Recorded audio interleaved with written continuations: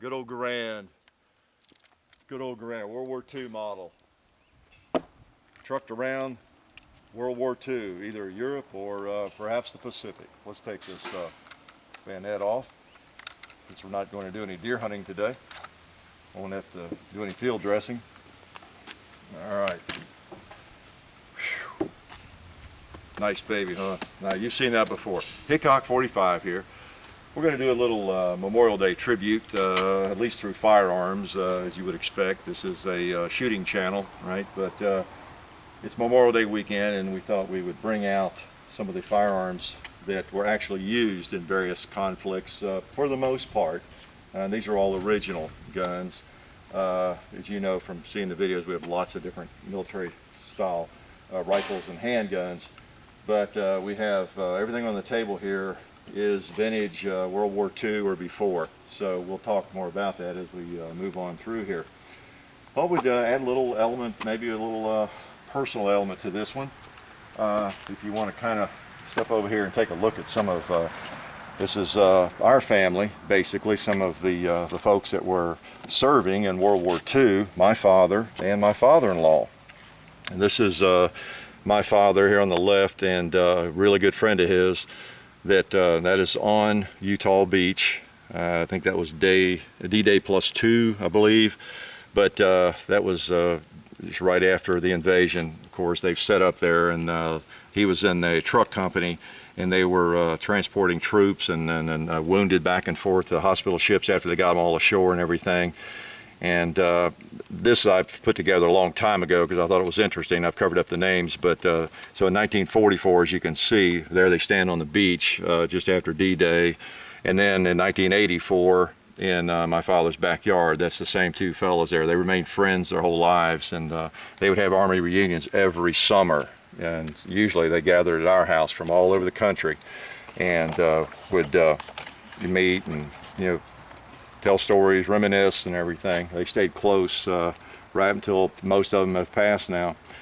And this is just my family here. Again, that's my father and mother, and that's me, the cute little guy there with the blonde hair. That's Hickok Jr. when he was a little guy, see. And then my older brother, and of course I'm the only one living from that photograph. And this is some various campaign medals and things. I really should have gotten better explanations from my father. That's one of the things we don't do while they're still alive, and you know, question them enough about those sorts of things. He passed on in 1994, and this was his unit badge there. They all wore. He was, as I said, in a truck company. I forget the number, 2044, something like that. And then this is my father-in-law right here, and his brother. And as you can tell, that's probably not in Tennessee, is it? From the architecture behind them, that's where they were in Japan. Right at the end of the war, stationed there. And my father-in-law was in an Air Force, and then his brother, whom he met up with there, was an MP. So in fact, his brother surprised him. My father-in-law didn't realize he was in the country, and so it was kind of interesting. Here's some of the only thing we could round up, some of the medals and a coin and pins from my father-in-law. I think that's looks like a Japanese coin there he picked up while he was in Japan. And just some little trinkets and memorabilia that, of course, would have meant a whole lot more to them than us, because we're not even sure what some of it is, particularly where I was not in the military. And of course, one thing about this too that you might find interesting. This is a book we purchased I don't know, about 10 years ago. It's by Duncan Anderson, called D-Day. Magna Books there. Just picked it up, you know, like you do, because interested in that sort of thing, in the history, and opened it up, and for the life of us, we think that's my dad. We opened it up and looked at it and saw that, and I said, wow, that looks like Dad, because, you know, I've seen more photographs of him from the side and everything, and of course nobody he looked like, so then I looked up here and read the caption, and it said, this is Utah Beach. And they're driving their ducks, you know, back to the mothership. And that's what he did. He drove a duck, transported troops to the beach at Utah Beach. And so, you know, we're like 90% certain that is him. So that's kind of an astounding finding there. So we've hung on to that book. I don't know, there may be a way to I don't know, confirm that. Not sure, but boy, it surely looks like him. And then, you know, the odds of that, pretty astounding. But anyway, but maybe find some of that somewhat interesting, old photographs and people who actually served, and of course more meaningful to us because, you know, our relatives and, you know, my father. And of course, this isn't like going back into history for John, you know, my son, his grandpas, you know, so he would talk with them about this. Of course, they passed on, unfortunately, before he became, you know, 20 years old, where, you know, he probably would have had a lot more questions for them and been more inquisitive and gotten a lot of interesting stories from them. But I don't have that excuse, you know. My dad, I mean, I was 40, you know, or more when he died, so I should have talked with him more about that and learned more about it. You know, it comes right down to it. But so thought we'd just share some of that with you, and then some of the memorabilia here, and then some of the firearms. We got an old K-bar, an old bush knife, United States Marine Corps bush knife. We have one of those we use around the farm here. It is the best thing. It's better than a hatchet. It's been ground down. This one's not been sharpened, but someone had ground that thing down. It's got a really sharp edge, and that's what we use around here for hacking and, as a camp knife. Then we got the old Trapdoor Springfield. Those guns came along in 1873, fired the big 45-70 cartridge. That's when it came along, and you've seen that in videos as well. Got an old ammo can. That is, what was that?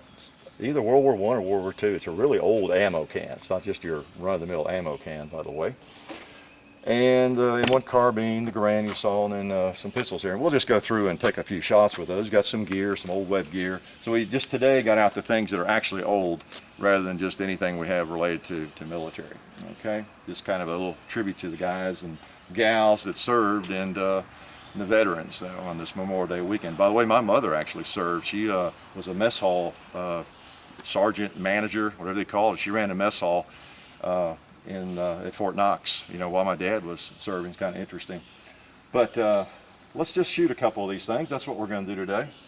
Shoot these old guns that were often, or were possibly and very probably, many of them used in battle.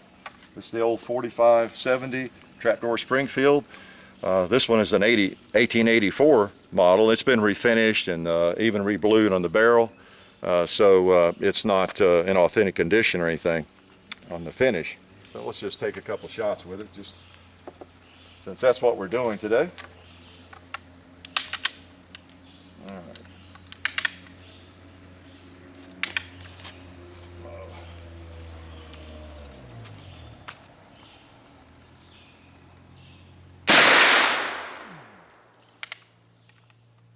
Nice. So 405 grain slug. They also had a 500 grain round they would fire in these.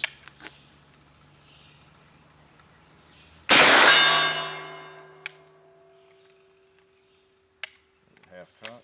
Really fire one more.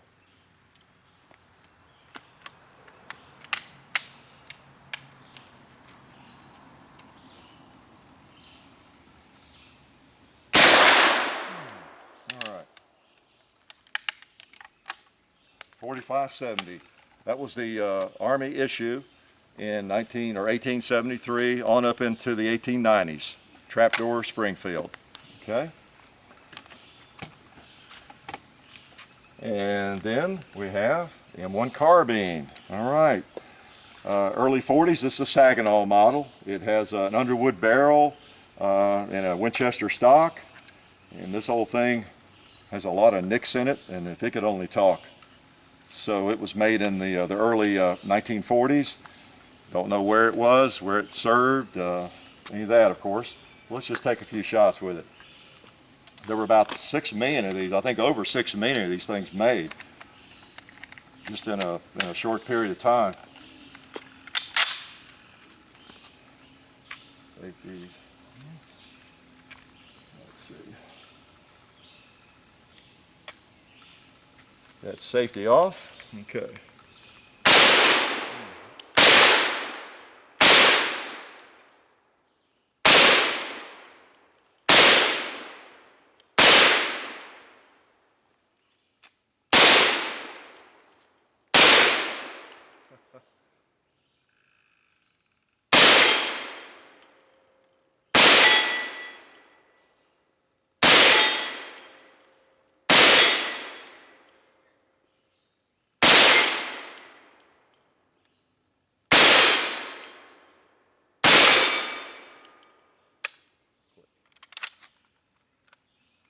nifty little gun. If you've never fired one of these are really nice. Soft shooting 30 caliber round.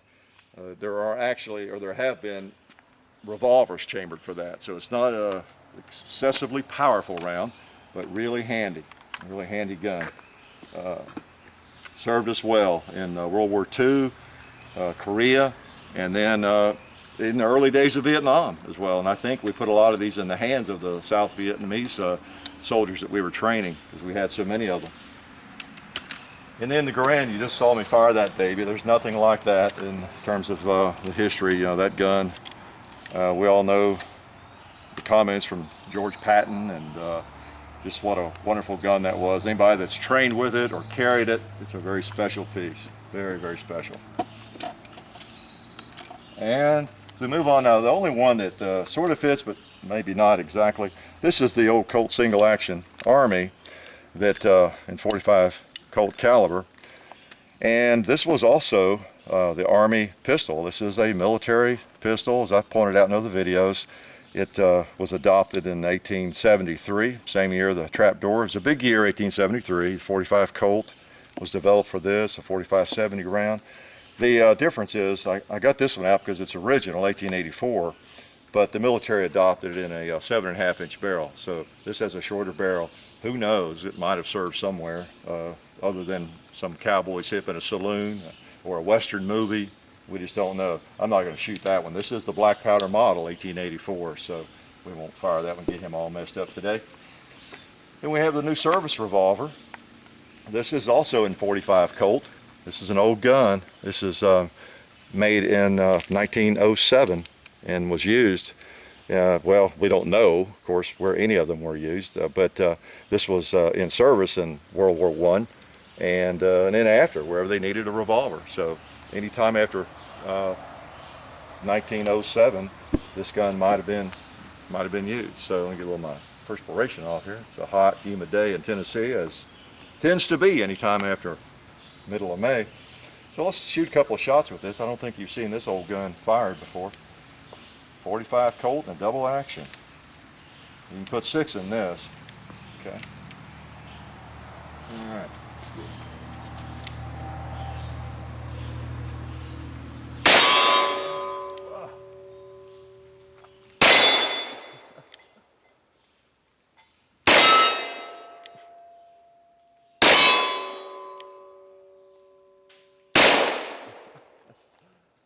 That's a really stiff trigger.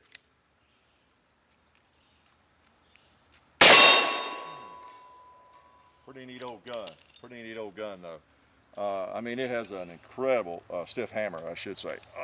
Takes a lot of strength to pull that thing back. That's pretty neat. The finish is all off of it. I actually use steel wool on that thing. So the only value in that gun is the sentimental value and just knowing the age of it. So good old Colt. Good old Colt. And the Garand bayonet. There. You've met this gun before in a close-up video and maybe some others where I was firing it. This is World War II, 1911, made by Colt. This is the one where the fellow actually carried it in the Pacific Theater. He was a minesweeper, and he tried to scratch off where it says U.S. property. He was afraid he'd get in trouble at some point. I've told that story before. But this one we know was carried and in the Pacific Theater. So let's put some ammo in it and take a couple of shots here.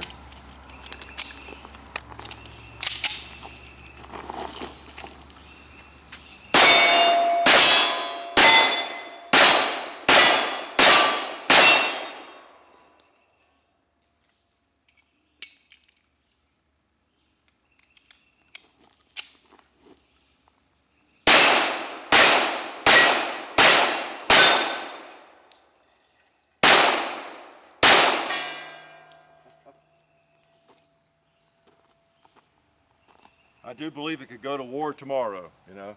The thing has a little age on it, but good old 1911, they just keep on ticking, don't they? So it's kind of neat to bring these old things out and fire them, just knowing where they've been again. And the people who carried them, most of them are gone, unfortunately. And it's, I don't know, it feels kind of neat to keep them alive and keep them oiled up and keep them cleaned and use them. It's one reason I like to bring them out. Of course, there's a lot more to those people who have served us than the firearms. Of course, we have lots of memories of you know, Dad, my father-in-law, just like you do, folks in your family that served, memorabilia and everything. But since we are shooting it as a kind of a gun channel, we wanted to take it from that perspective. So you see some of the other things we have here. I didn't mention we have an old artillery shell. This is World War I, as I understand. I got this for my son for a piggy bank back when he was about 10 years old or so. Thought it was kind of neat. Picked it up, and it was all hollowed out. I think it was used as a dummy round or something for training, they say. But that kind of stuff just lying around. World War II helmet, some old ammo, military ammo boxes, and then of course a holster for 1911. Some more Garand clips. These are clips, not magazines, you might know. So just some stuff, kind of interesting old firearms and paraphernalia from that era and before even, thought we'd bring out today. And again, I didn't serve, and so this is kind of a feeble attempt, you know, I guess in some ways, but just something kind of fun to do and bring these guns out. We'll occasionally bring them out just whenever I bring this gun out, you know, or this gun or the Garand or any of those, you know.